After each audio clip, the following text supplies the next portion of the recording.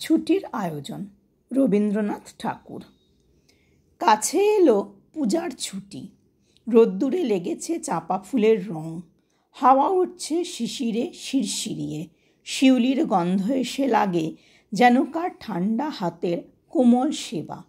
আকাশের কোণে কোণে সাদা মেঘের আলস্য দেখে মন লাগে না কাজে।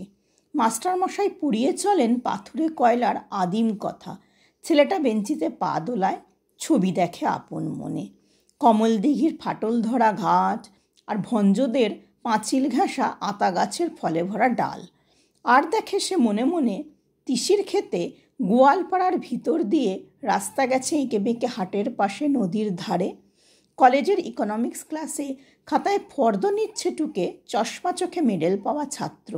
হালের লেখা কোন উপন্যাস কিনতে হবে, ধারে মিলবে কোন দোকানে, মনে রেখো পাড়ের শাড়ি, সোনায় জড়ানো শাঁখা, দিল্লির কাজ করা লাল মখমলের চটি, আর চাই রেশমে বাঁধাই করা অ্যান্টিক কাগজে ছাপা কবিতার বই। এখনও তার নাম মনে পড়ছে না।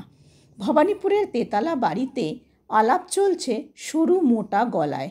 এবার আবু পাহাড় না মাদুরা না ডালহাউসি কিংবা পুরী না সেই চিরকেলে চেনা লোকের দার্জিলিং। আর দেখছি সামনে দিয়ে স্টেশনে যাবার রাঙা রাস্তায় শহরের দাদন দেওয়া দড়ি বাঁধা ছাগলছানা 5টা 6টা করে।